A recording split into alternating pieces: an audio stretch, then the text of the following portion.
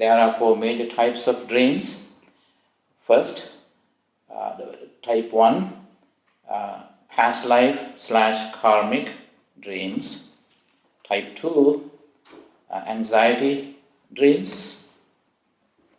Type 3, prophetic dreams or dreams of prophecy.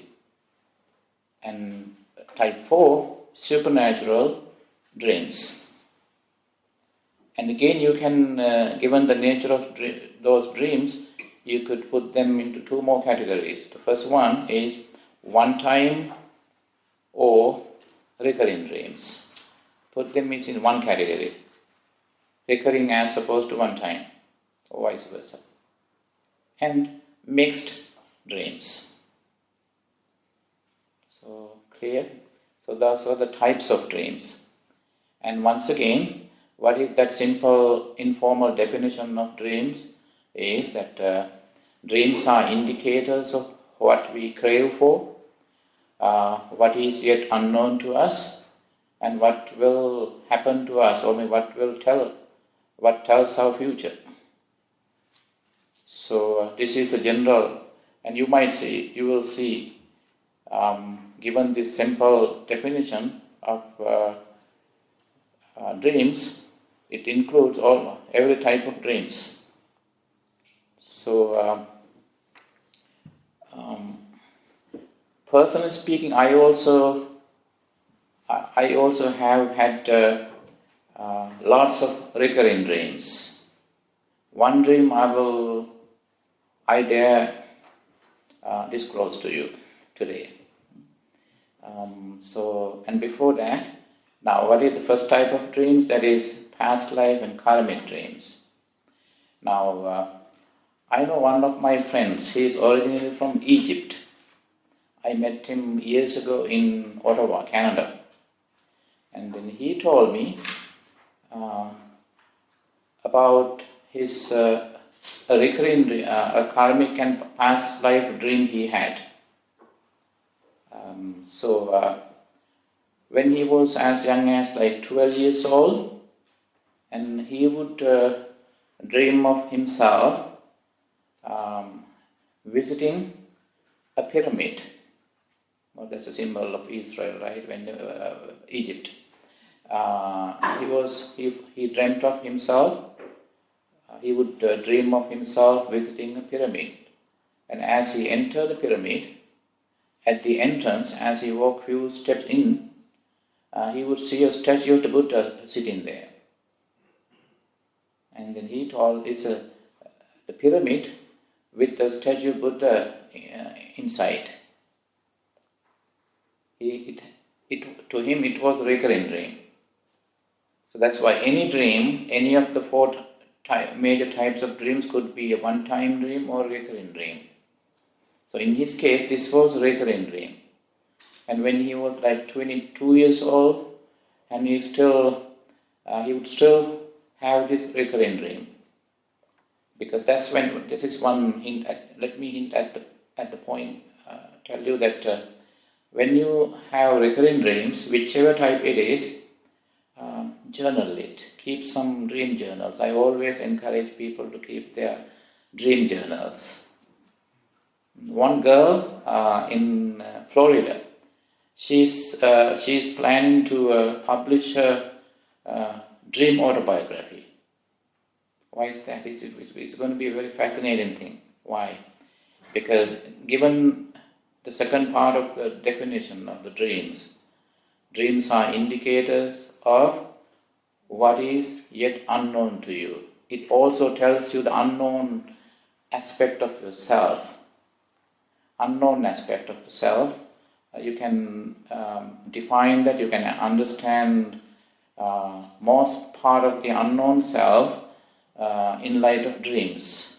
So now this man, one day he happened to come to Canada for a job training, so that he wanted to tour the city of Ottawa, that is the capital city of Canada. And then he was thirsty, and he saw an Indian monk in his own language he was a monk wearing like a type of a sari, that's he told. He didn't know what is a robe. But immediately, and this was a man wearing a kind of sari, because he was extremely thirsty. He was all of a sudden, he felt so thirsty that because in this country that it was visiting the first time, but anyway he made up his mind and approached that monk, and then he invited him inside his building. That was a temple. When he entered the temple, he saw a statue of the Buddha, the kind of statue he had been dreaming of since he was a teenager. To him, the more fascinating part of his thing is, when he went to bed that night, right, he saw the statue, but the pyramid was missing. The pyramid was missing.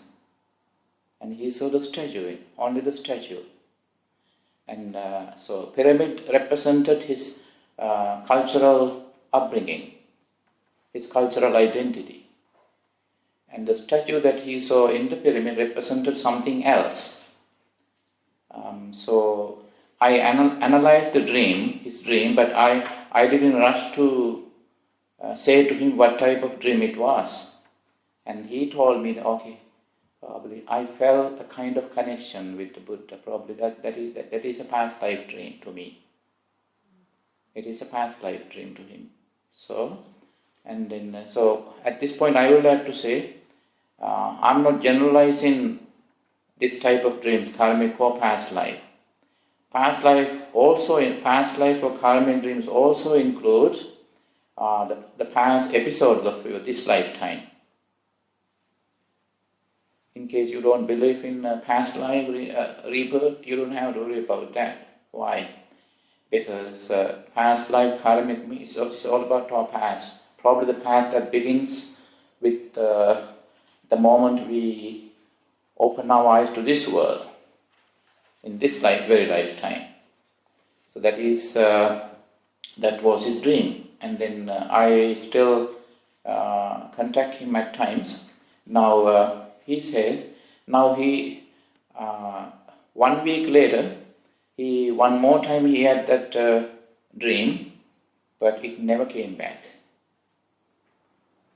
His recurring dream stopped coming, meaning it wouldn't be a recurring dream anymore.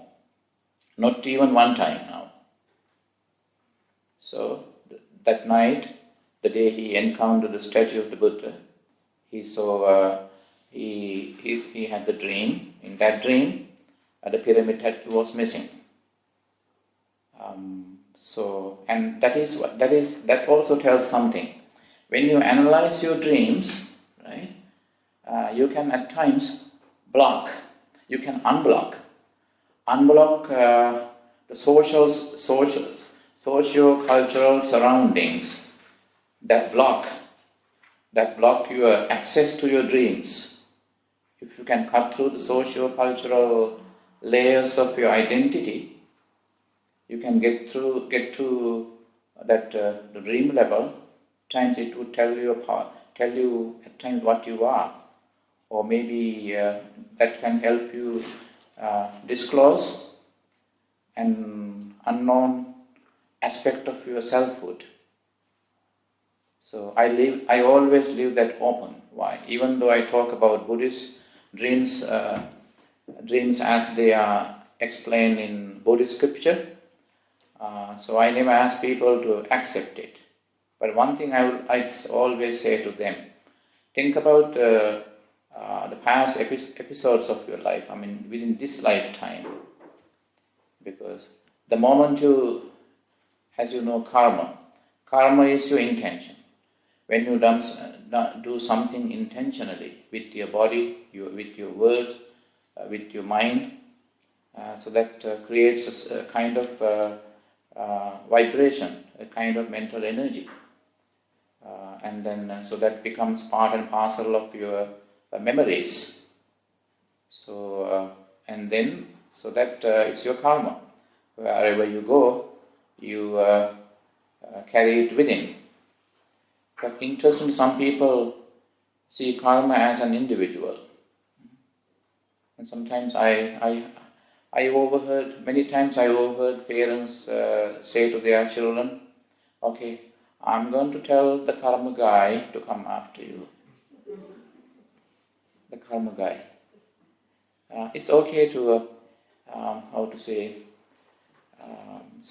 conceptualize karma as something with a persona, like an individual.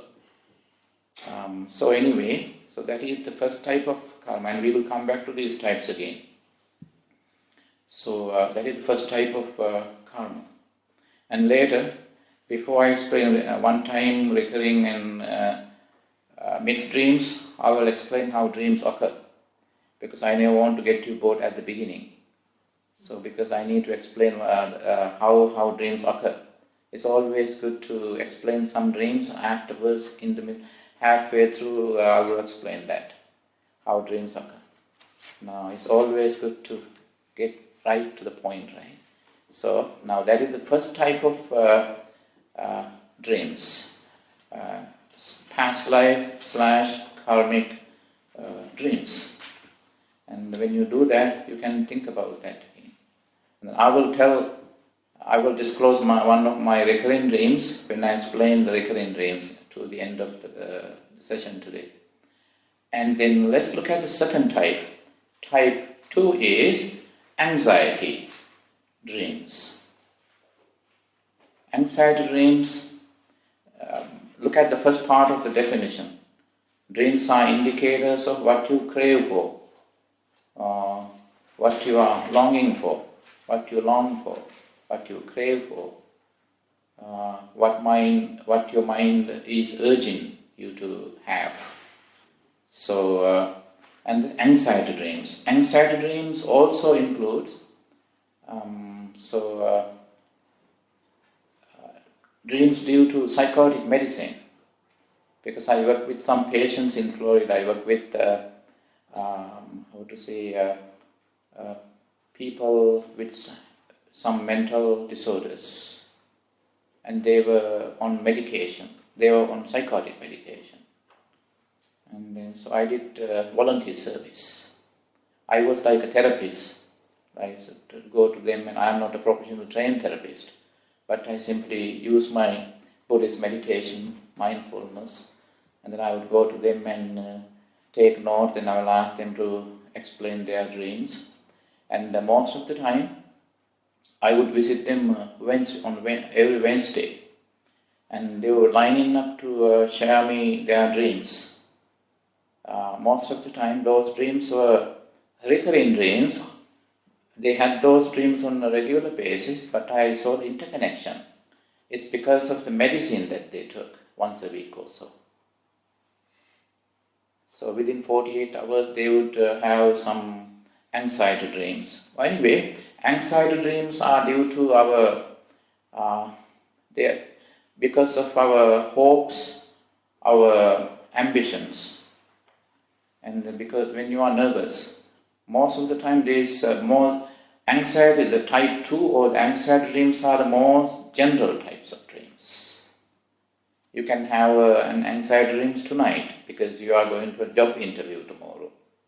And these days I have been talking to youngsters who are going to take their O-level, whatever exams forthcoming in May also. So, and then some are taking some IQ tests. And they already told me they were already having anxiety dreams. And one boy told me that almost every night he would see, he was in an examination hall, and then he is now answering the questions, and he's handing over the answer sheets, and all of a sudden everything goes blank, like another episode in drama, and then he says, okay, there are these monster-looking, professionally dressed examiners. Among them there are teachers, his teachers also. Some would have teeth coming out, just look like a monsters, like devils. And then I told them, because that anxiety dreams is because you fear your own exams. You don't trust yourself. It's a lack of self-confidence and lack of focus. And you are not competing. And he told me, when he was doing that, at times, his own friends would approach him from all angles and try to attack him. Then I said, that's because, and he asked me whether other friends are jealous of you. I said, even if they are jealous of you, you don't have to worry about that. Just focus on your.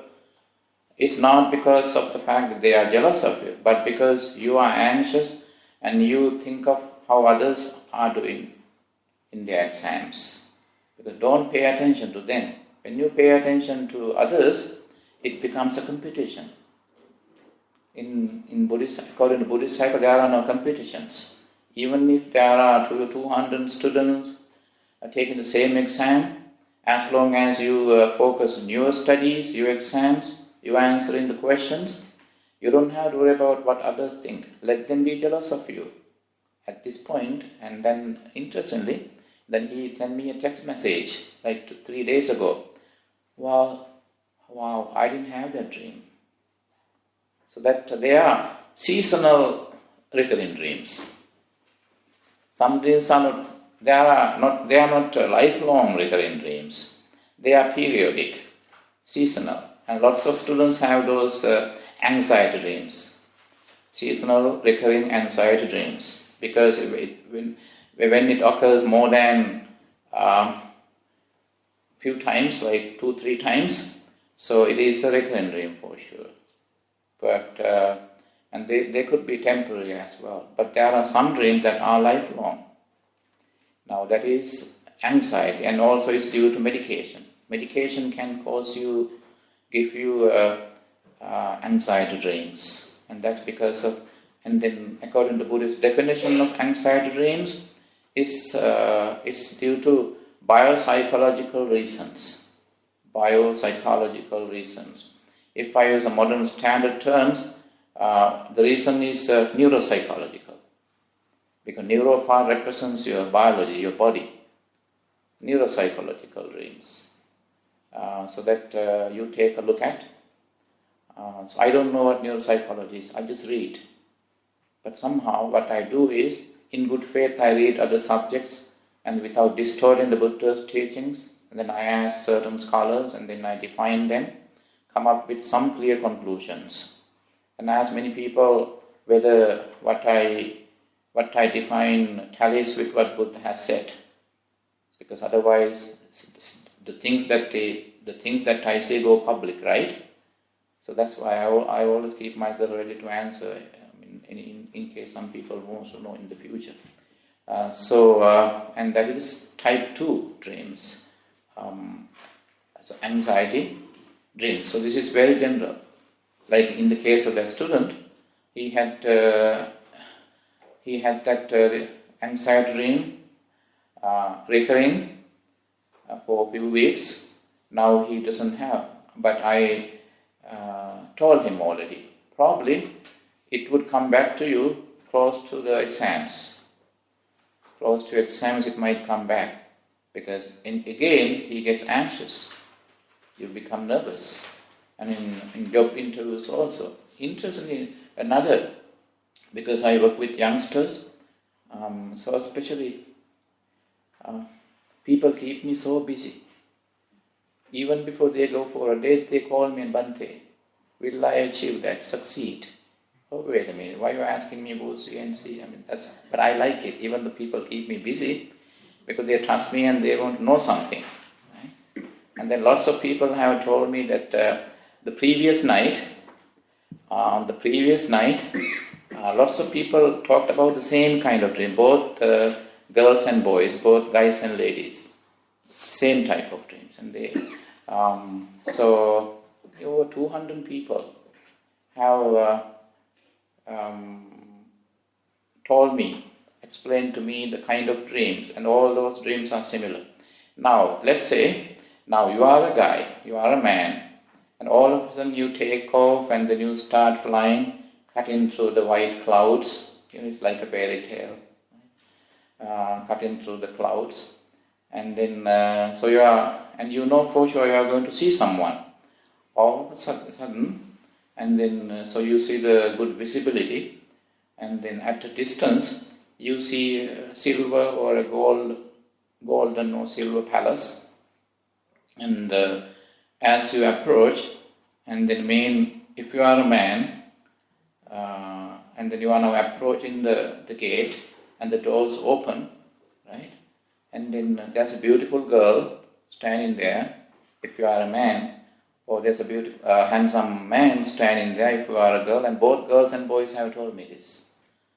And then as now you are smiling, you feel that you are smiling, you are now responding, and then as you approach the girl or the boy, you wake up. You wake up. That's what mostly happens. And that is the painful part of it. You couldn't say hi, you couldn't give a hug, you couldn't say hi, you wake up. And that is one of my favorite anxiety dreams that people have shared with me. So that is an anxiety dream.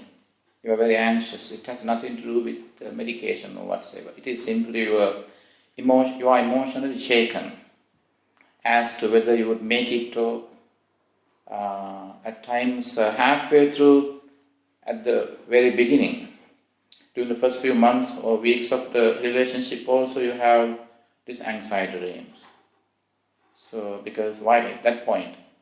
You are not excited, but you are probably you have that first dream because you are excited, anxious and excited. Halfway through the relationship, you may not be excited, but you are anxious. At times, some have told me that so they woke up from their dreams, and as they woke up, they felt suffocating.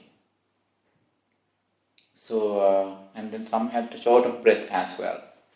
It's because of anxiety dreams. Because lots of patients with certain medical conditions have told me they dream, and sometimes they get their blood pressure high in their dreams, and they wake up, they could hear their own heartbeat. So that is because emotions, our biology is driven by emotions. So that emotions play a big role in our biological function. Now that is the second type of dreams, anxiety dreams. It could be due to general craving, excitement, anxiety, expectations, and then or due to medical conditions, medication also. Now, type 3 is prophetic dreams, dreams of prophecy, prophetic dreams. Now, these prophetic dreams basically tell you whether you would achieve your goals, your ambitions or not. Remember, when it comes to, there are lots of prophetic dreams that occur in the Buddhist scripture, in the Buddha's biography too. When he was the Bodhisattva, to those who don't know what Bodhisattva means, Bodhisattva is an English word now. It entered the English dictionary, I think, around 1890, something, yeah. It's an English word. Bodhisattva means one who aspires to be the Buddha one day. Bodhisattva. Sattva means attached. Bodhi is enlightenment, one who is attached to enlightenment. But at this point, I will tell, Bodhisattva, they have, Gautama, Siddhartha as a Bodhisattva had lots of dreams. One dream was that there were birds of 4 different colors flew in from 4 directions and landed at his feet at the same time, and they every bird turned into white. They were not multicolored anymore. They didn't have their own identical colors. They turned into white, all the birds. So now they start resting at his feet. One dream. That represented. So that's when it's interesting that our dreams are culturally oriented as well. When I share one of my recurring dreams, I will tell how it happens. Our cultural dreams too. Why that cultural part of that dream? Because he was in India, and Indian society comprised of 4 castes. They have the caste system. Just like in the West you have classes. You can switch your class, but back in India or in South Asian countries also there's a shadow caste system in Sri Lanka as well. Because India is our big brother, right? Cultural influence. So, 4 castes. So those 4 birds represented the 4 castes of the Indian society. Brahmins, the priestly caste, Kshatriyas, the royal caste, Vaishyas, or merchants caste, and untouchables. Untouchables in the eyes of higher castes. Right? So that dream has some kind of socio-cultural basis. Now, and that confirmed when Siddhartha woke up the next morning, and then he analyzed his own dream, and it helped him. It confirmed for sure. I will get myself enlightened so that I can work for the sustenance of social justice. I will serve everyone equally. That is why all the 4 birds came to me, because I'm going to serve everyone, consider everyone equal. Because he already had that feeling, that's why the 4 birds flew in from 4 directions and turned into white. Because white represents, it's not a color, right? And that is, that's called white is the pre-color.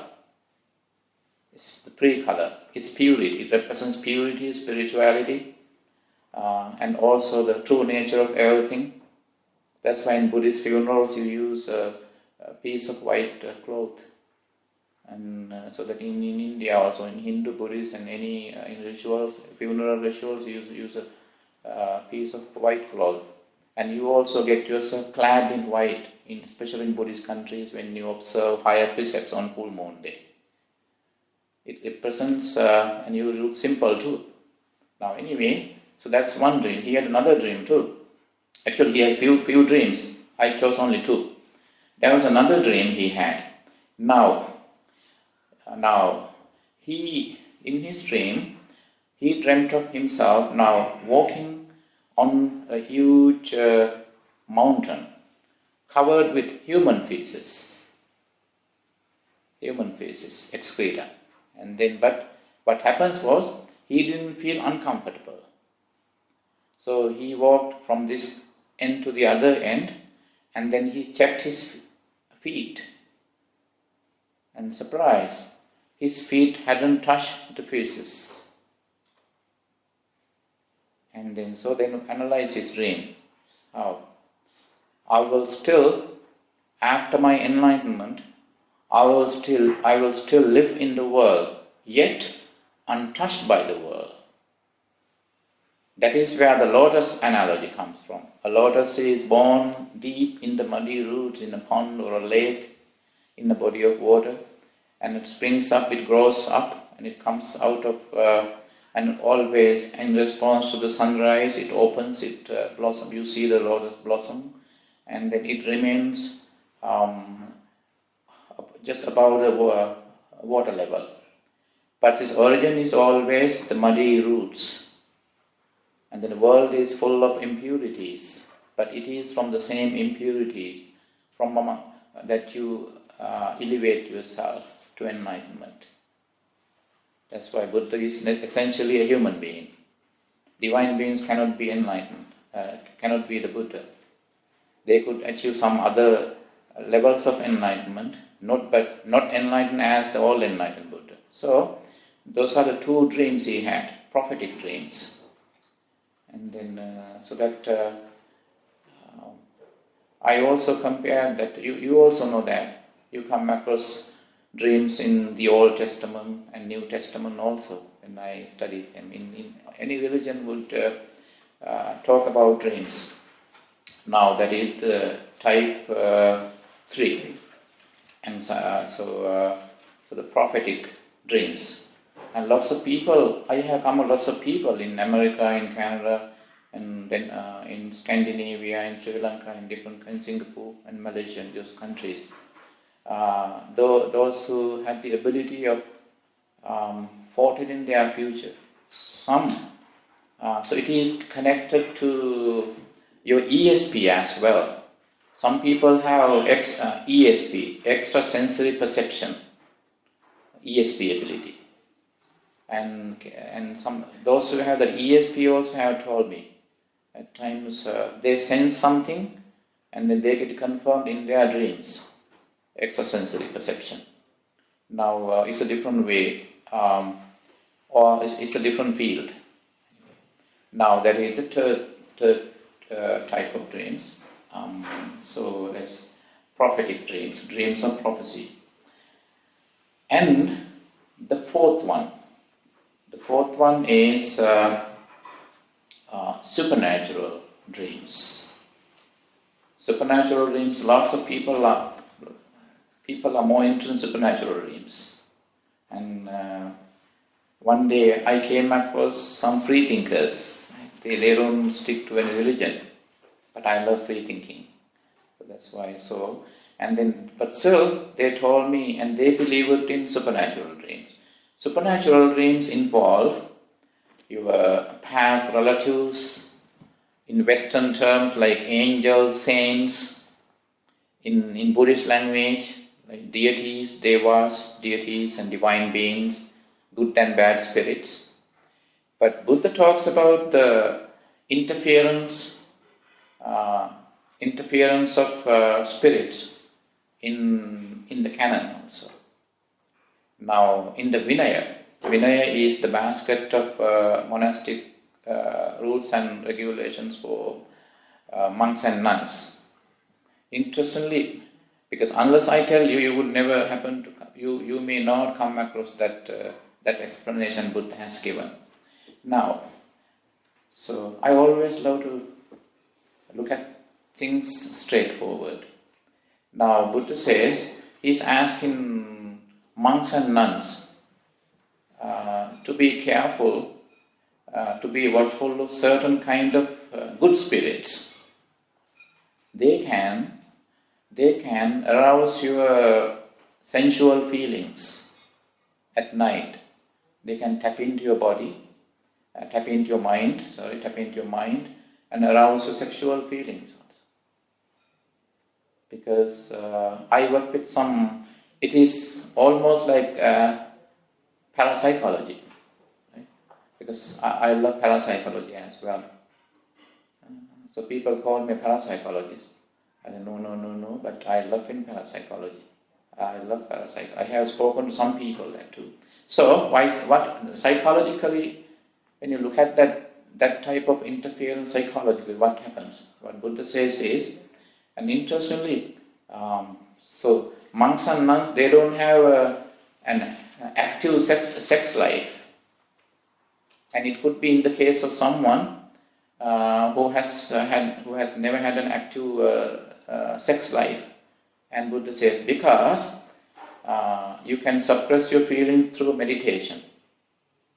And at times, in case there's a crack, there's an opening, in case you get emotionally shaken due to lustful feelings. At times, but such dreams needs to be carefully analyzed. At times, it is not actually a spirit that is interfering, that is tapping into your mind, It could be your own feelings that you visualize in your dreams. But Buddha has given that indication that there could be actual spirits tapping into your consciousness and then planting certain ideas. So the mind tapping is another thing that Buddha has told. Remember, go back to the Buddha's story of enlightenment. Soon after his enlightenment, he was thinking to, now as he was looking for people who are qualified enough to learn his deep, profound Dharma, and then so that he said there could be no one in the world who could, and that's when, and there appeared a figure in front of him, and he said with lots of respect and said, "Sir, I think the way what you think is right. That is the way you have to think. Now go back to your kingdom. You were soon to have your coronation ceremony, and your father was deeply upset. You got him upset because when you left your beautiful wife and son, and so your kingdom, and then so that you became this wandering monk. Yes, even if you have realized profound Dharma, yes, there's no one in the world who can understand that, realize that. Yes, please go back and have your coronation ceremony, and then live your life, a royal life with your beautiful wife and son." And that's when Buddha thought, this is something else. He always come in his teachings, and then, okay, this is the Mara, the evil force. Right? Like in, you believe in in Christianity, God and Satan, and to him, he is the Buddhist counterpart. Satan's, the Satanic counterpart in Buddhism is Mara, M-A-R-A, Mara. So Mara, the cosmic deity, who wants people to be as sensual as possible, so that he can distract you from spirituality. So he's a god.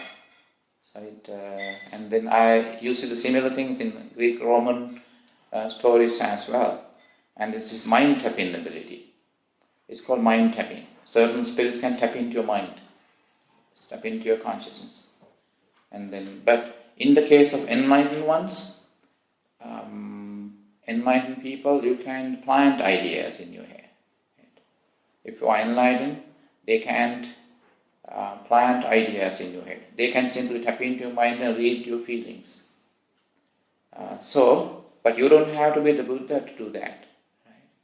So, because I have worked with some parapsychologists in America. I also travel with them a lot to see paranormal activity in all buildings, in cemeteries. I love that. Here in Britain also, in Cambridge, I went to a certain house to see that. In fact, actually I felt something, some paranormal activity in certain locations.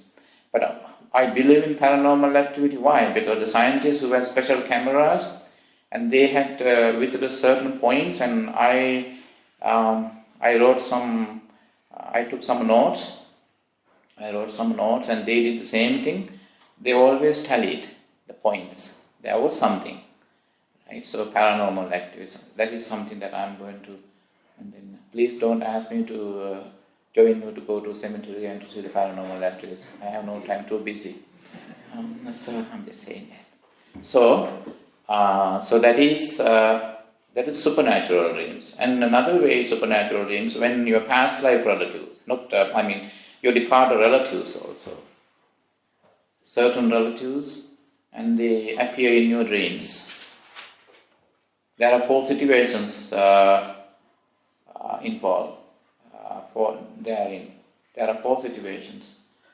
Situation 1, they are in a dimension, they are in a world where they are much happier than they were when they were with you in human form. So that they simply come to tell you that how happy they are. And situation 2, and they look sad. They appear in your dreams to tell you that they are doing much worse than you do. Meaning, implication is that they need your help. And then third one is they look sort of angry because they have attachment to their past life properties. Probably that is the scariest. That situation is scary. Lots of people have told me. Meaning, they don't want you to enjoy their properties to them, because when you are born into a spirit level, could be an angel or a divine being or a good or a bad spirit, they don't have a heavy atomic body, according to the Buddhist description. They have mind-made body. So they don't have even though it is funny to say they don't have a biological body, because biology means body, but they don't have heavy atomic body. They have mind-made body. They are, unlike ours, it's not made of flesh and blood and veins and bones. So what happens is, they don't go through the fetal stages, unlike we did. Because during the fetal stages, we get our memory flow cut off. Except that, some people can still remember their past life when they died of an accident of a sort, when their consciousness was streaming. And then you die of an accident all of a sudden. And then you could remember. So this is way outside, because I just wanted to tell these extra quote-unquote things, because you need some background information in order for you to understand this supernatural dream. So, third situation was that. The fourth situation involving the Departures appearing in our dreams is that they simply appear in our dreams. So, neither because they want to tell you that they are happy, nor because they need your help, nor because they are jealous of you now enjoying their properties, but because out of familiarity, because they know you. They simply appear in your dreams for no reason. It's like one of your former neighbors.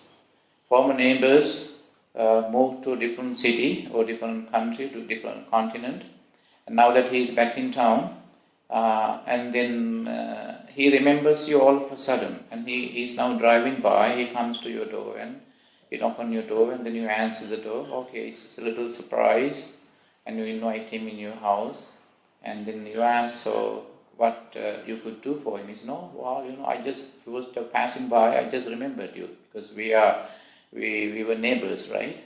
So that is the fourth situation. So that's, yes. Are they in the Bardo state at the time, or have they already passed on? Sorry, would you repeat? Are they in the Bardo state at the time, or have they already passed on?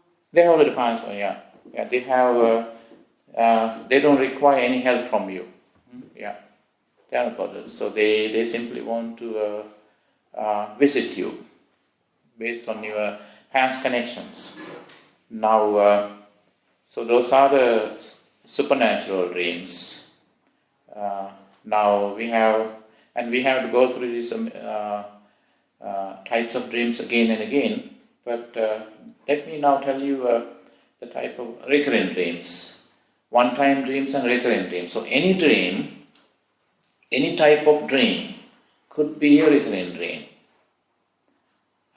When it is a recurrent dream, it is a recurrent either because it is interconnected with your past karma or past life, or because you have been longing for something for a long time and you haven't achieved that yet. Or because you have certain medical conditions. So any dream could be a recurrent dream. Now, I think I have shared that dream in my in meditation classes here before, but it is quite relevant here. I have one favorite recurrent dream. So the first time I had that dream was when I was just as young as 7 years old. 7 years old, and then there was this. In the middle of the night, I would wake up screaming. Why? Because in my dream, there was this little serpent creeping towards me, and then he or she, I would say it, because later I would say, it would creep, and then it would a bit coil around me, and then it would enter my body from my belly button. And then I feel it getting bigger and bigger. It's coiling around, and I feel the heaviness of it inside my belly. And then I see that it is at times taking a bite also. So, of my flesh inside, organs. Then I'm suffocating, I wake up screaming. And then, a few times, there was one of my cousin brothers who would at times stay for in our house. In case a male touched my body, it wouldn't disappear. It has to be my mother or a sister who would touch me. And then, no sooner a female touches my body, it would disappear. That I knew later on. Later I noticed that too. It took me many years to understand why it continues to remain in my body, inside my belly, even if a male touched me and to comfort me. But whereas when it would disappear right away, it would come out right away when a female touched me. And I know that's when I noticed later on. So I also asked a monk, and he told me, for sure, it is a female. It is a female serpent, not a male one. So it's a female. And later on I noticed that too. And I meditated a lot. It would never stop coming. It was a recurring dream. The last time she, quote unquote, came to me was in July 2012 in California. After a meditation session at the Bo Tree, and then I went to bed. That was the last time. I had the recurrent dream for many years. See, when I was as young as 6-7 years old in 2012, July 2012 in California. So, and then I had the dream in different. I had the different versions of the dream. I mean, the same dream, so that recurring, with a different background. Early years, I had the dream, and then this female serpent would pop up from the bushes, and then that looked like in Sri Lanka. And so around 2003 or 4, I guess, 2007. I had the serpent came back to me, and then she popped up from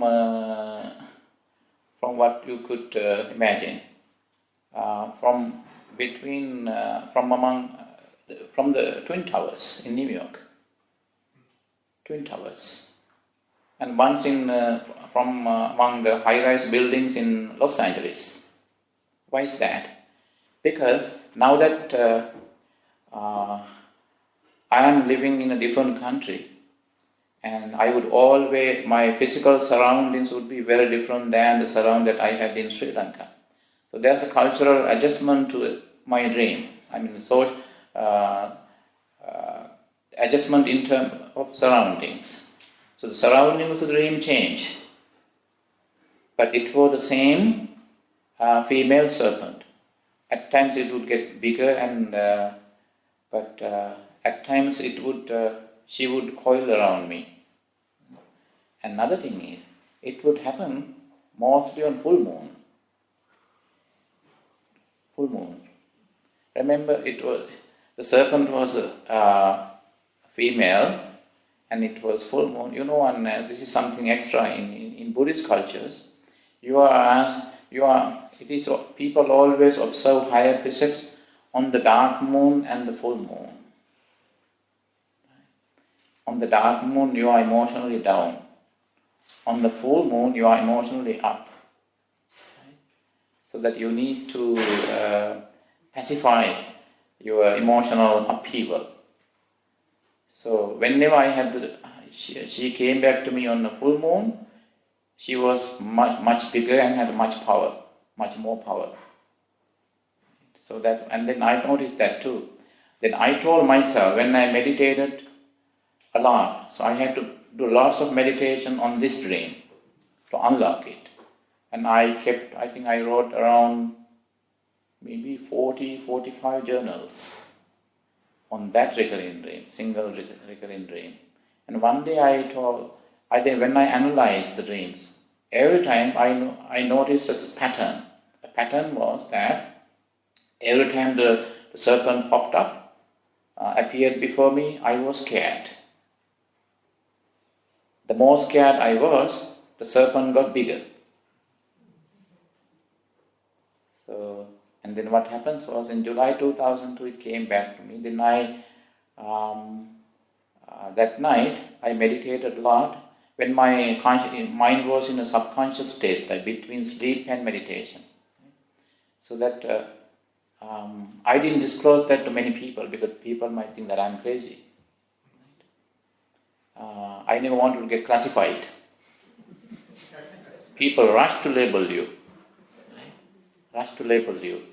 And then after that, what happens was, I analyzed the dream that night. Then I told in case she comes back. And for most of the time, whenever I thought about her, she would never come back. Because she would come back to me in a way that whenever the situation is unpredictable.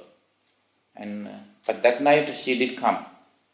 And then in my dreams, because I had programmed my mind, that's the way to unlock your dreams. You have to analyze your dreams and program your mind before going to bed.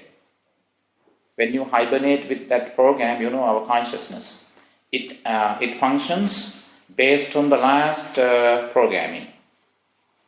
So just like the computer, right? When you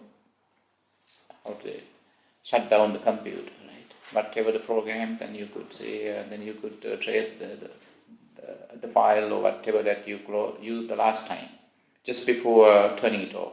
So, and then in my dreams, I took a deep breath and then look at her, and then now I'm laughing and said, "You can't take me anymore."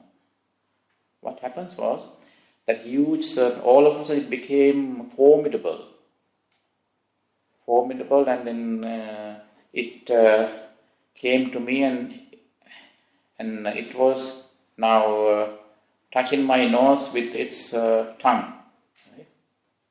And then I look at that and so I'm not scared. And then it became so tiny that it became almost invisible to me, and swept away screaming. It never came back.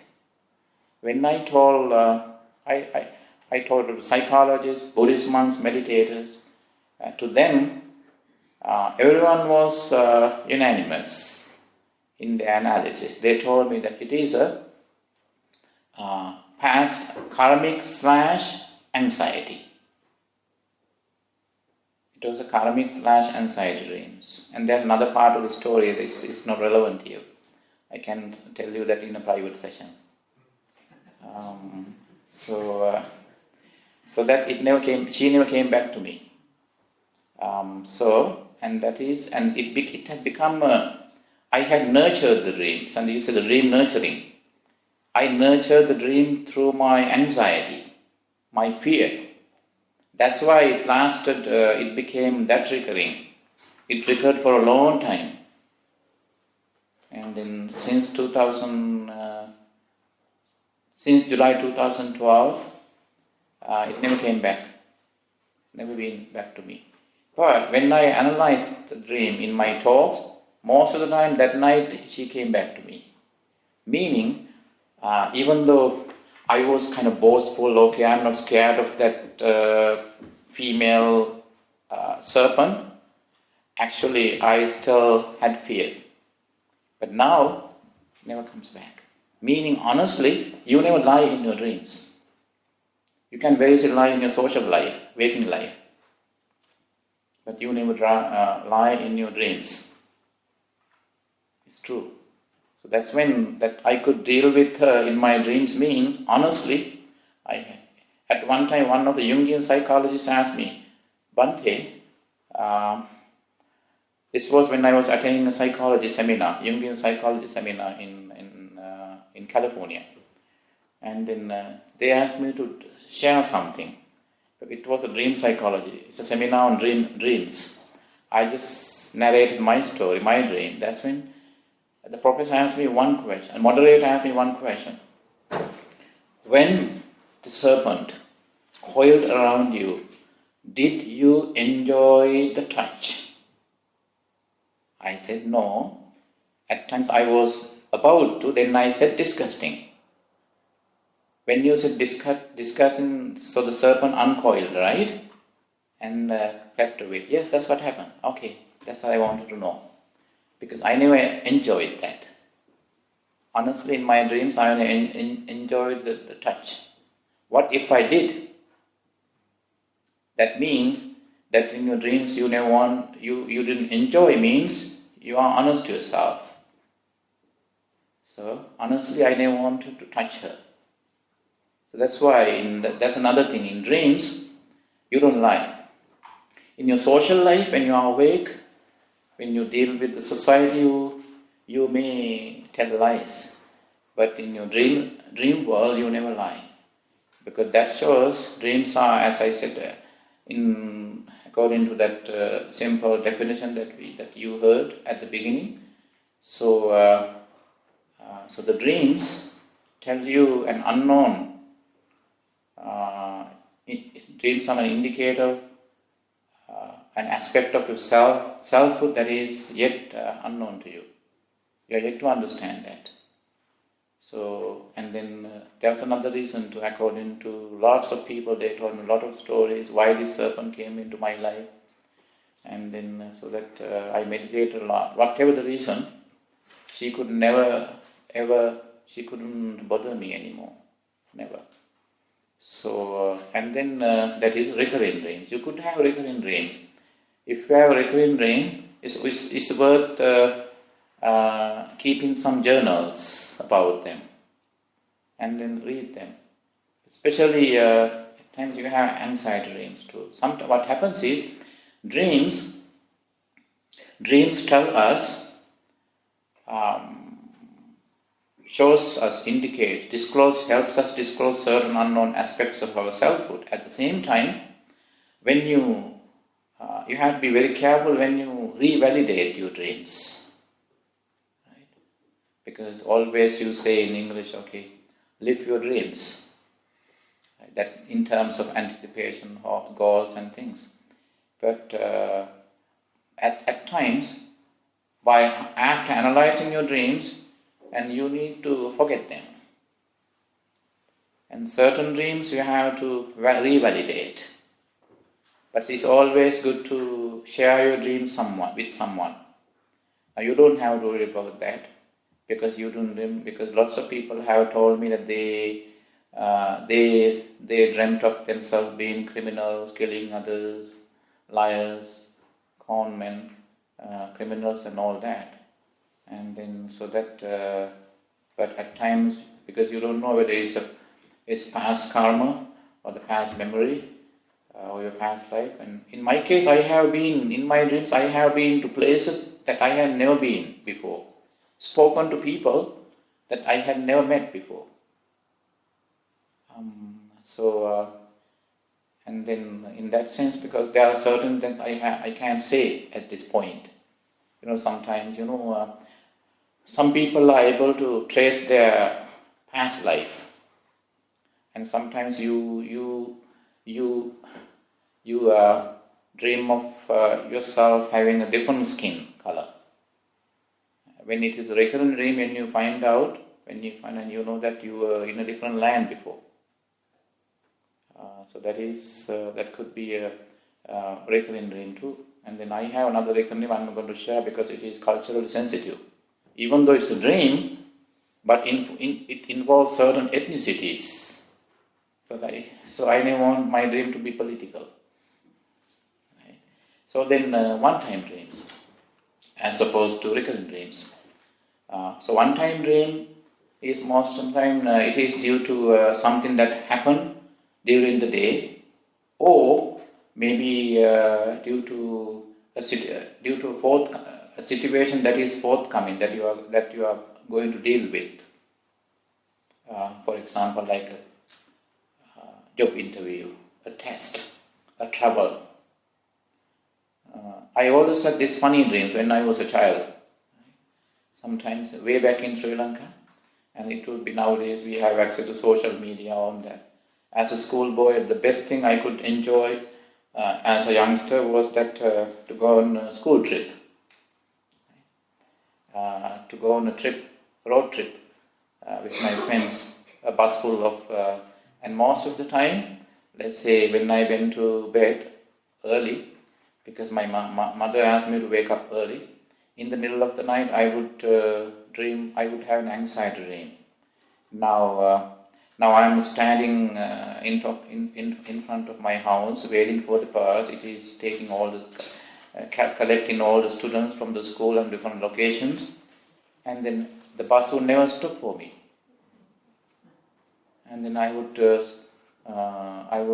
wake up crying, and my mother would comfort. Why did you cry? Well, they left me. No. It's still 2:30 a.m. So those are anxiety dreams.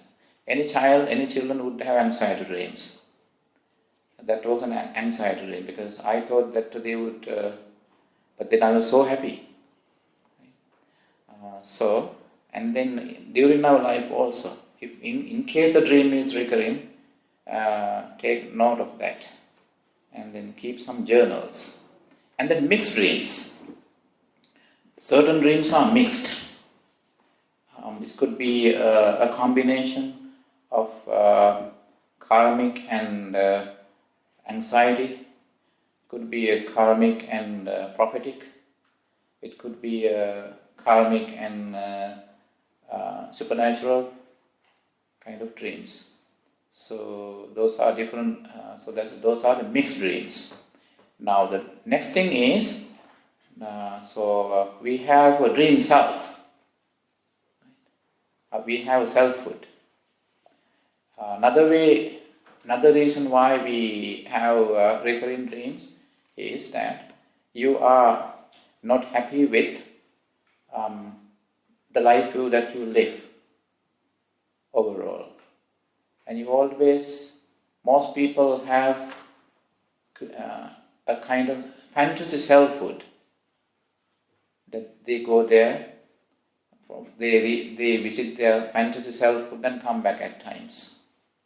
So lots of people, this is what I want to be, and people enjoy that too. Now at times, people in depression, they talk about, at times some people in depression, affected with depression, talk about a different lifestyle that they live.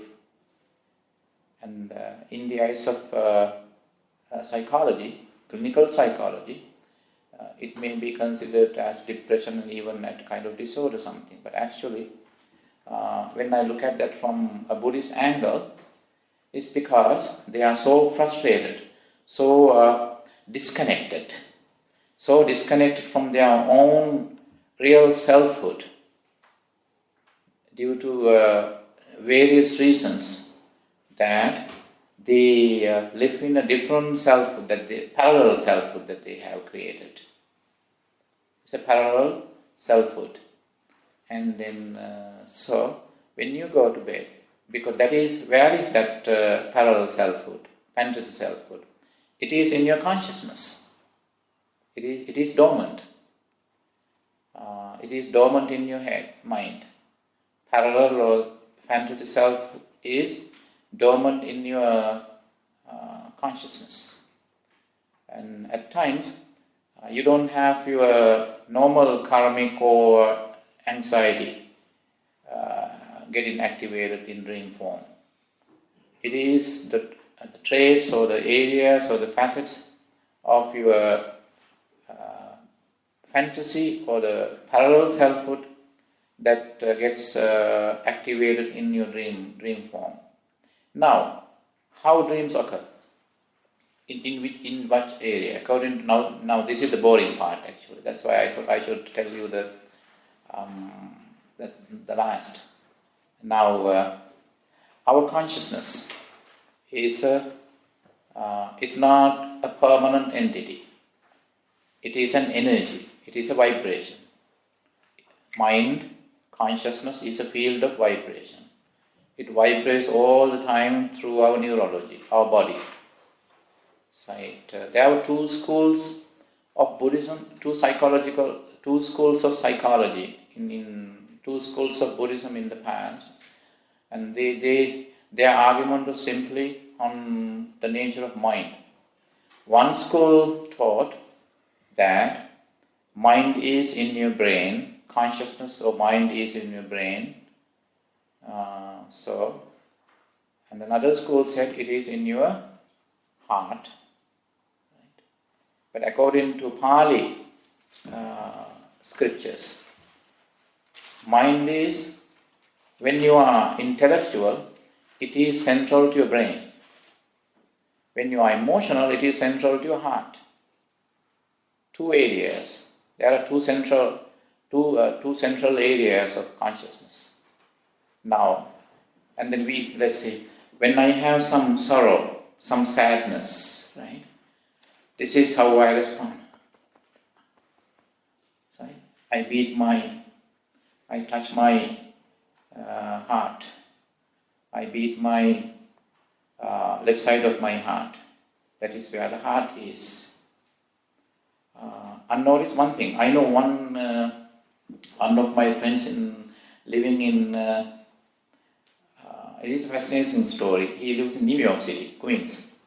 And he told me whenever he was emotional, he would beat the right side of it, chest. Why is that? He is a very rare case. His heart is on the right side.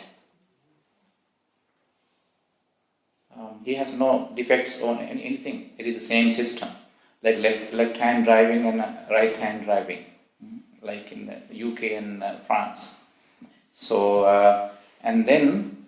that is central to our consciousness is central to our heart when we are emotional. It is central to our brain when we are intellectual. We show that, for example, I am terrorizing to resolve a certain problem that I have been going through. Every time I think about the problem, this is how I do. I hit my forehead against the wall. Right? At the same time, I hit the left side of my chest. So that is an indication of emotional, and then emotion and intellect. So, but according to science, also the brain itself has two aspects: emotion and intellect. No, the mind is only central to our heart and brain, based on the tendency. But overall, the mind is throughout it. It vibrates throughout our organs, except up to the nerve endings. But not nerve endings are the most remote points that the consciousness can reach. Otherwise, what happens? Otherwise, you must scream in pain when you clip your nails, right? You get a haircut. So mind, our entire biology, our entire physical body is where the mind is. So it has no center point, only central to our heart and brain. Now, but those two schools of Buddhism, consciousness is in your brain or consciousness is in your heart. But actually, the entire body is the home, is the system. The entire biological system is also the system of your mind, consciousness. Now, consciousness has three layers: sensory, threshold, and subliminal. Three layers: sensory, threshold, and subliminal layer. Now, you perceive, you do perception, you connect with the world, you gather data from the outside world on the sensory level. That is, when sensory level means your eyes, your nose, your ears, your tongue, and your skin. So those are the faculties of your sensory consciousness. It is the same consciousness. It is the sensory consciousness, sensory layer of consciousness. And then middle layer is called the threshold layer. Threshold is in between. And we use a simple analogy. Now you go to bed, you get back home from work, school, and then as you open the door, right, and you stand on the threshold or on the doorstep, and then you turn back and see whether you forgot to close the gate, right, and then look inside and turn the lights on. So you do all that standing on the doorstep, on the threshold. So that is the threshold. Now, threshold or the middle layer. We create feelings within the threshold layer. We make conclusions, assumptions and conclusions on the threshold layer. We feel, we have emotions, we filter our data, and we do that on the threshold layer. Now on the sensory layer, you only use to gather information through your sense faculties. On the threshold layer, you process the data, and then and that's where you do you have feelings. And once you have processed the data, and you also make conclusions right away, assumptions and conclusions, and then you send them down to the innermost layer, that is subliminal, and then you deposit them. You keep your files, your karmic files, memory files, habit files. So the consciousness, subliminal consciousness, contains three types of overlapping data. That is your karma, your memories, and your habits. You keep them. And when the dreams occur, certain dreams, when you have certain dreams, because of the feeling that you had immediately before going to bed or during the day, but because of the activation of certain memories. You get certain karmic data invited back on the threshold layer, and you process them. You process them. That's why you have certain kinds of dreams. So, and then based on the type, first you need to analyze the type of dreams. And most of the time, karmic dreams are due to the activation. So the flowing of the karma from the subliminal layer onto the threshold layer. So those are the three layers of consciousness. If you want a Judeo-Christian parallel to Buddhist parallel to the Judeo-Christian belief in soul, in Buddhism, that is the subliminal consciousness. When you sublime is sublime, right? It's pure. It's pure. Sigmund Freud also talked about three layers of id, ego, superego. And then and then we talk about social consciousness, according to another definition, social consciousness, and then dormant consciousness, and then the latent, so the unknown consciousness. Some scholars talk about pretty much, but I never argue with, I'm not interested in defining, but I'm interested in only one thing. Most people talk about the three layers anyway. Most of the time they talk about three layers. Now, so far, any questions?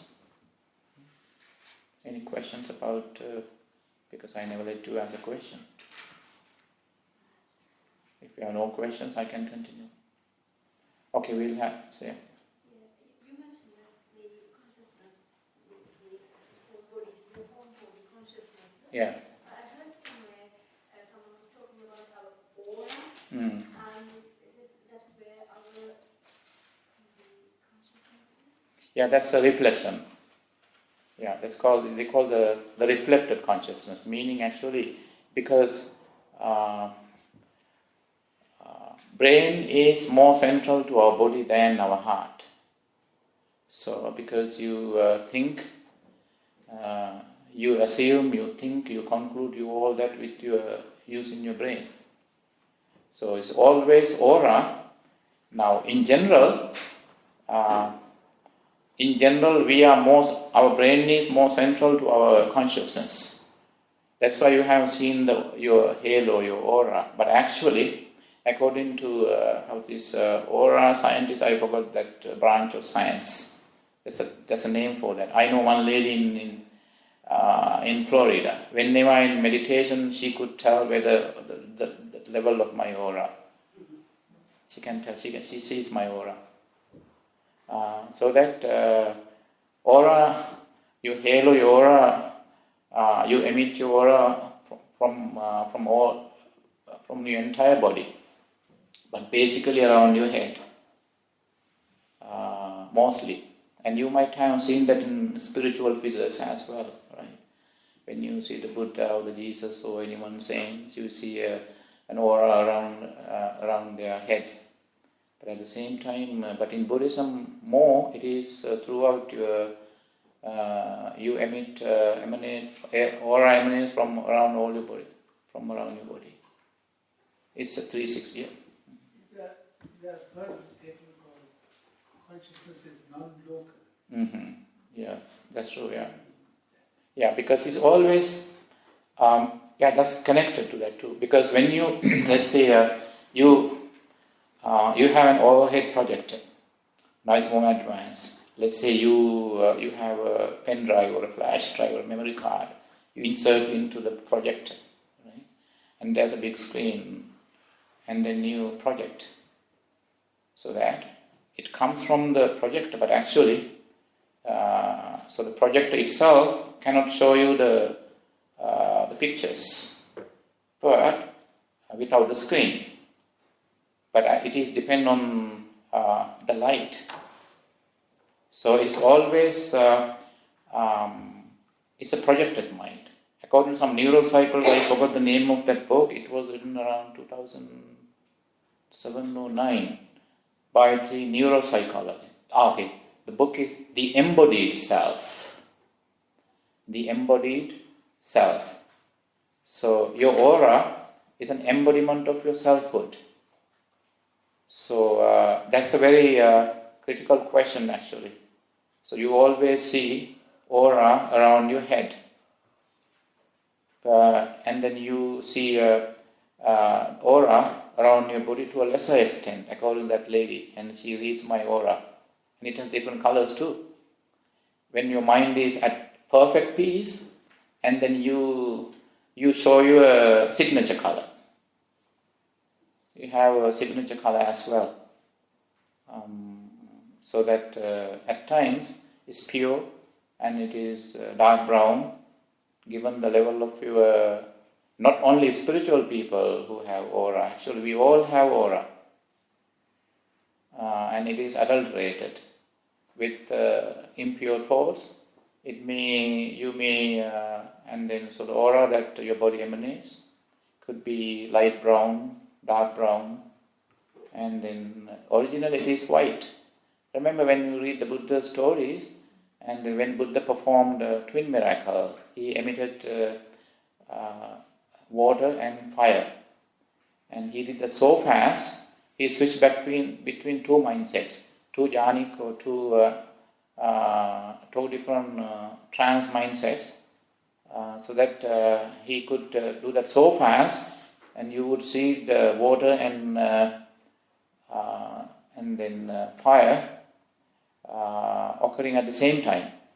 So but that's because of. But it says whenever Buddha is resting, and it says Buddha would only emit all white, pure aura. Meaning, so that's a different story. That's a different layer too, because according to aura science, I forgot the standard name for that branch of psychology, physiology. So, any other questions? Yes. Where does the Buddha talk about dreams and stuff like that? Is that in the Mostly in Vinaya. Yeah, mostly in the Vinaya. That is the Buddhist code of conduct. And then also in the Mahavaggapada. That's again Vinaya. Mostly in the Vinaya. Vinaya means monastic rules and regulations for monks and nuns. Because now that you have chosen a very hard lifestyle, and Buddha paid more attention to the psychological behavior, psychology of monks and nuns also. Especially because when you live a rigorous lifestyle, right, you need more self-awareness. That's how you come across more dreams, different dreams in the Vinaya, rather than the sutras or the ordinary discourses. And they are all over. It took me years to read and to locate them, right, in different places. Now, that being said, okay, now the next thing is, enlightened people, the general notion is, when you are enlightened, you stop dreaming. Meaning dreams never occurred in your consciousness when you are enlightened. Why is that? But at this point, let me start with the purely religious answer rather than a psychological answer. The religious answer is that Buddha is awake within while your physical body is asleep. And then some people by nature never have dreams. I have come across people who never have dreams. Why? They are emotionally so strong, and their negative emotions cannot claim their peace. I know lots of people who never dream because they are emotionally very strong. And the more emotionally weaker you are, you may have more dreams. And also once you understand your dreams, once you analyze and understand your feelings, you stop dreaming. Because the more you are unaware of your selfhood, your life, your feelings, you dream more. When your awareness is perfect, and then because you don't have to worry about that, for example, and then so at times Buddha was critically ill, but there was no mention of dreams he had. Why is that? When you are aware of your illness, sickness, your pains, and then you block your pain from visualizing and coming back to your head in dream form, because you know that when you are aware of that, you can test that. Most of the time, when I teach dreams to children, I always ask them, because they always tell me before going to bed they analyze their feelings, and there's a much lesser probability of dreams. Why? Because you're aware of yourself. Awareness blocks your dreams, because when you are unaware of your feelings, why you think, why you feel like that, because you are always in pursuit, in search of an answer. An answer comes to you in the dream mode. So that is the indicator in Buddhist psychology. So the Buddha never, enlightened people don't have dreams. You don't have to be enlightened again to not have dreams. It requires, and lots of people who do vipassana meditation, they have told me that. Because in vipassana you analyze the whole scenario, right? In tranquility meditation, because one day we're going to have a session on meditation as well, because meditation has a connection with dreams too. Because when you close your eyes and go deeper into a meditation, and then you filter your feelings, you analyze your feelings, and then when you wake up, when you open your eyes, you feel light, you feel happy for no reason. There was and you never wanted, you were never suffering, but you felt the heaviness of the emotions. But after a mindfulness session, and then you feel very light, and then if I ask you why, there's no particular, I don't know why, but I feel peaceful. There's nothing. What you do is actually feelings, an abundance of feelings occur. And what happens is you get so distracted by them, and when you reconnect with your focus on meditation, and even though you say that you have meditated like 2 hours, probably you only meditated maybe 10 minutes overall. When you put the time slots, awareness time slots together, so probably in a split of a second, you could go back to your apartment or a house, your office, and then drink some water, and then at the same time, so you also pay a visit back to your home and come back to meditation. So that's always an abundance of feelings. You get distracted too many times during the 2-hour sitting, and then so that overall, but at the same time, as you get distracted right away, you have trained yourself to identify your feelings, and you identify and you are aware of the fact that you went back home and came back. When you are aware of that, what happens? So, and that is also awareness. So that is also awareness, and then so that is called whereas on samatha level, on the tranquility level, the lower level of meditation, it's like you are speeding on the motorway to a scenario, to an accident scenario. Your loved ones got into a car accident, right?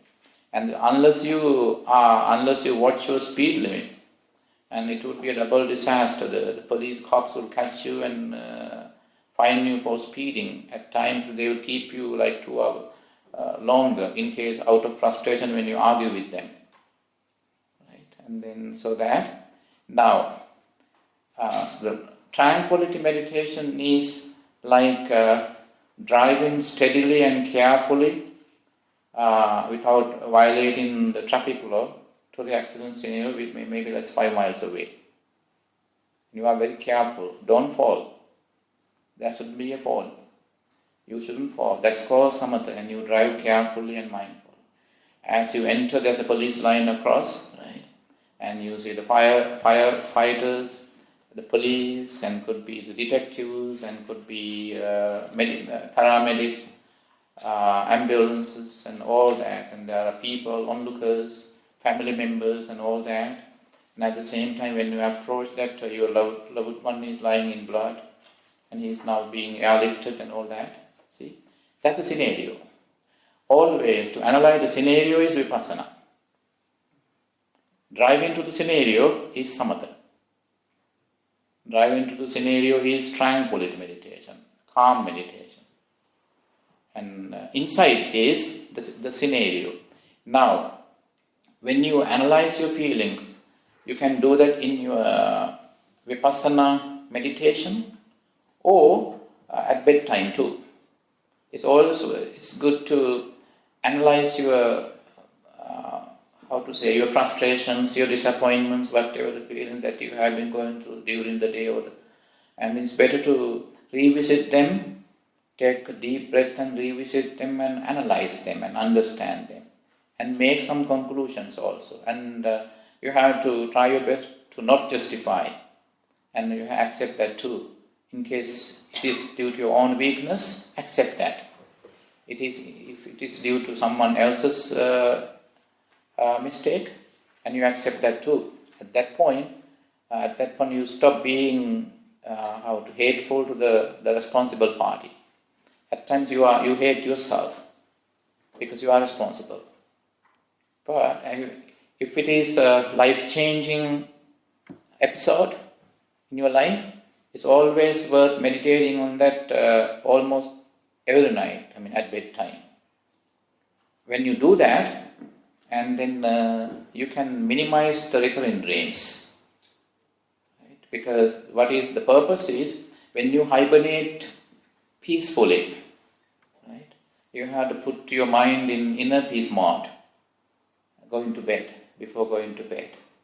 And that would run through your consciousness throughout your sleep. And I tested that throughout my sleep, so that I could avoid nightmares, fuzzy dreams. Yes. When Buddha takes leave of discussing or helping a person, he retires to the forest. And then he tells the diver and so on, please don't disturb me. And does it mean that when he says he wants peace, Yes. he keeps his mind totally complete, Right. free of all thoughts? Free of all thought, that's called to live in solitude. Yes. Live in solitude. Actually what you do is, you keep you in such sittings. The Buddha keeps his...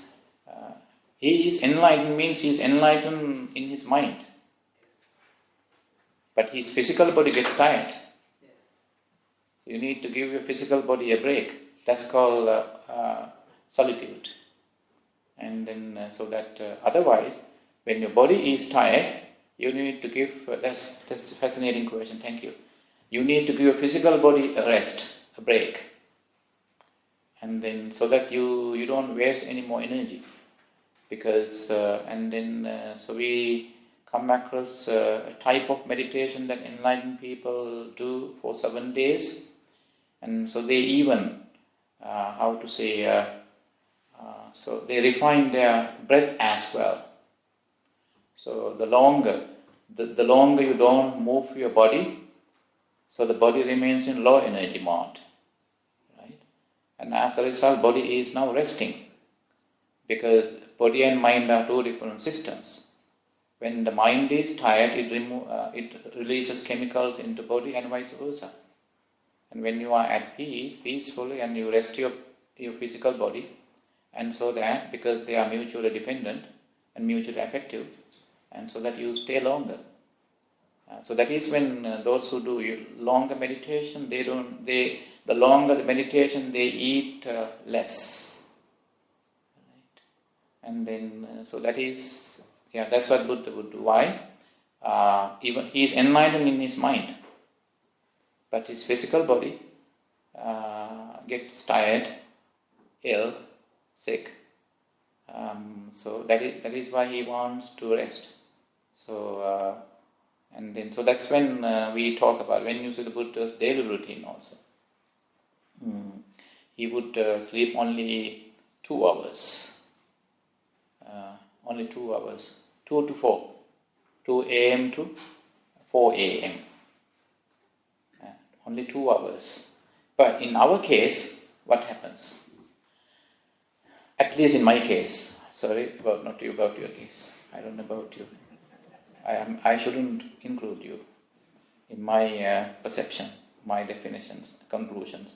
So, now, at times, I sleep long hours, but I'm still tired. And at times, I only sleep 1 hour a night, but I am fully rested. It's because 2 things. Because even though I rested my body, my mind was still restless. Or even though my mind could rest, my body was still tired. So in order to do that, so that's why you do deep breath and you just do some walking, stretch out, drink lots of water, and then you sleep. So, and you have to take care of both the systems. And that's why nowadays, right, in healthcare business, in wellness, health and wellness field, you call it mind-body health. You see mind and body as 2 different systems. Rather than personal health, you call mind-body health. Even though you are physically healthy, as long as your mind is not, and you are still tired, and vice versa. So, and dreams, when the body is tired, it contributes towards anxiety dreams. When your mind is tired also, it contributes towards anxiety dreams. Because at times, and so you feel, whenever, it happens to me a few times, when I was, I had, fatty liver and then leptospirosis, Wheeler disease in Sri Lanka. I almost went into coma in 2014. I had funny dreams always because my liver was affected. My liver was sick. And at times in my dreams I dreamt of myself bleeding and blood emitting from all of my body. That's what I had when I was taken back to the emergency care.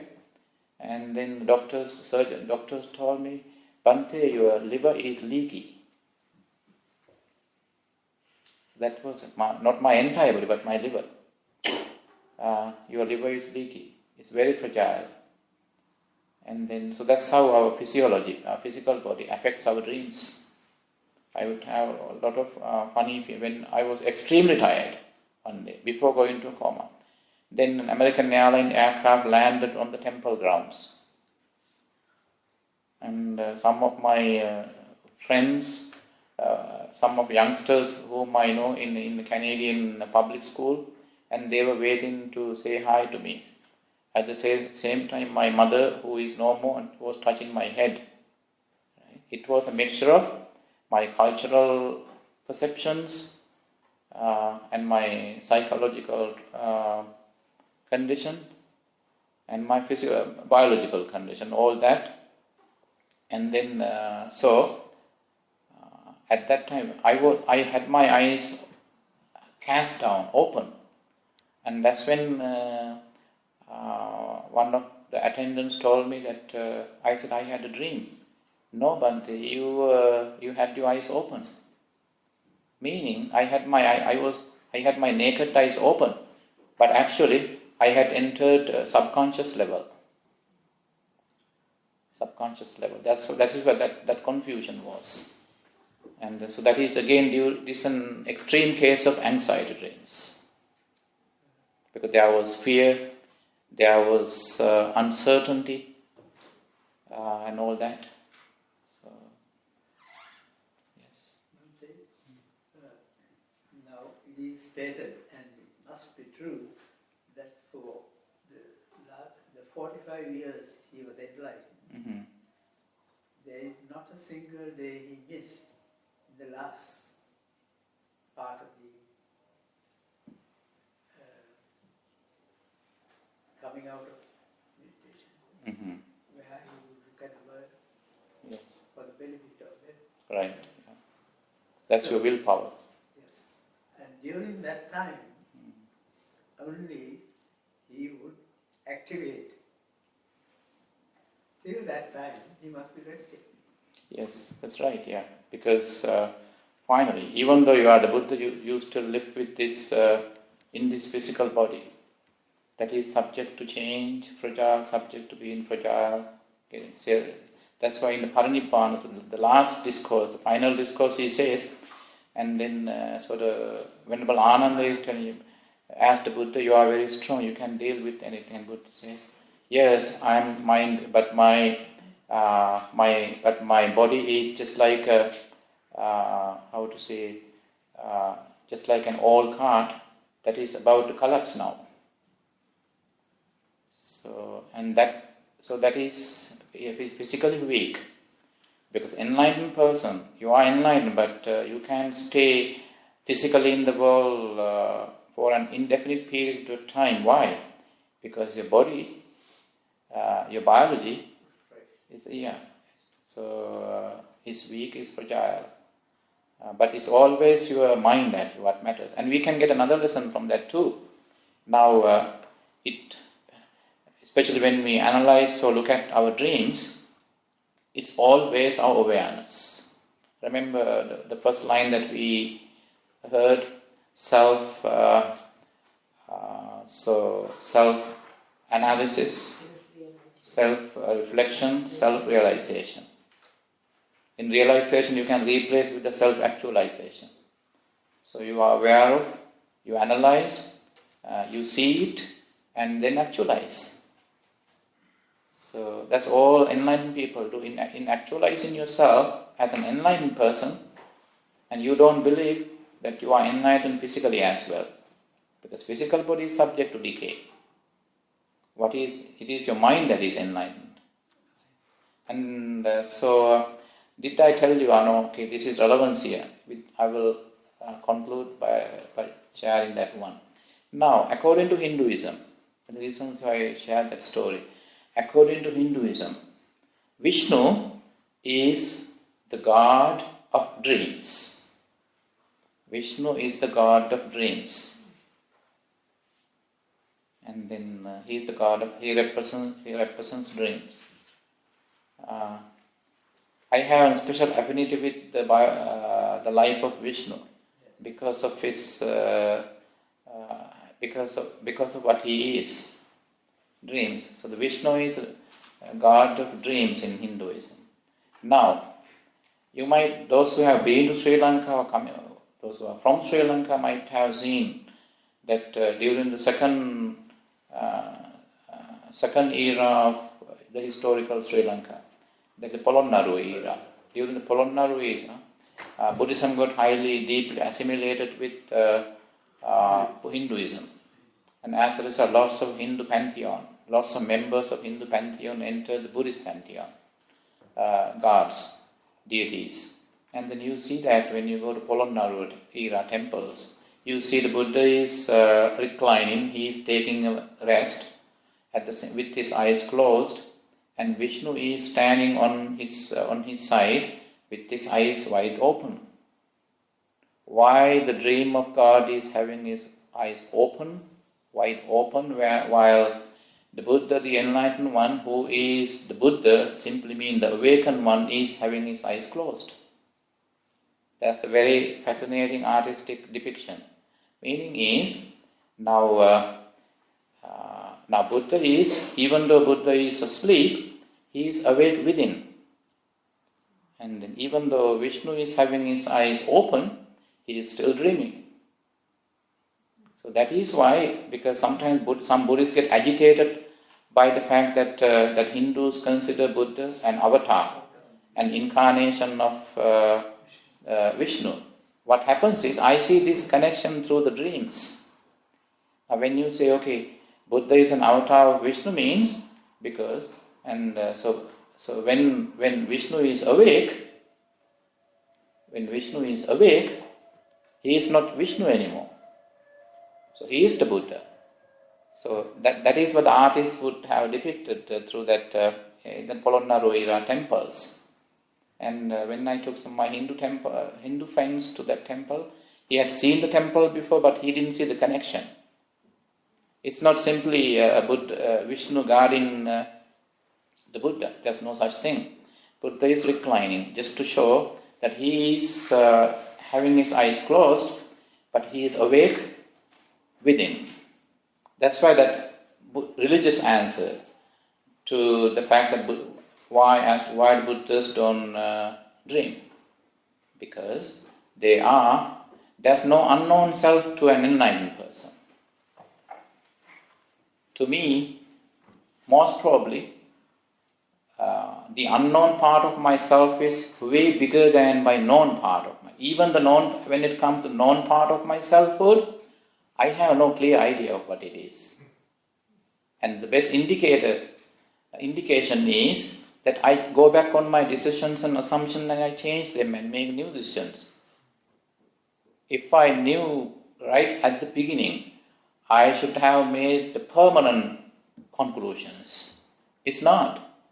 Based on my urges, as I said, my cravings, my urges, my perceptions, my ambitions, anticipations, I change my decisions. Because the decision that I made is not satisfying to me anymore. So, and that's why, whereas in the Buddha's case, he got a permanent. He doesn't have unknown selfhood. The self, there's no unknown aspect or the facet of selfhood to himself. So that he's awake. He's aware of himself. And so that is why it says enlightened people don't have, and you don't have to be enlightened. Once again, let me conclude by saying, when your mind is relatively more at peace, you may have lesser number of dreams, or you may have no dreams at all. Why? Because your body is rested, your body is at peace, your mind is at peace, and you are not bothered so that you have good sleep. Some people have their upbringing. They don't dream. One day, one lady approached me, and she was the last one to talk to me after the meditation in Florida. She told me, and she was so sad. She told me, Bhante, I would love to dream, but dreams never come to me. And I said, you are lucky. Good for you. Because in her character is a very proactive character. She is never shaken by anything. And she had achieved all her goals in education. Very good administrator working for the government, federal government. And then she has no worries actually. But she simply wanted to have some dreams. But I said, you know what? You don't have to worry about that. Another thing is, simply because you invite dreams, they never come. Don't invite dreams. They may not come then. Yes. It happens too, yeah. Some people don't remember their dreams, sure, yeah. Okay, thank you very much for listening to us. Thank you. Have a good evening. Have a peaceful dreams. If you have dreams, have good dreams. Thank you.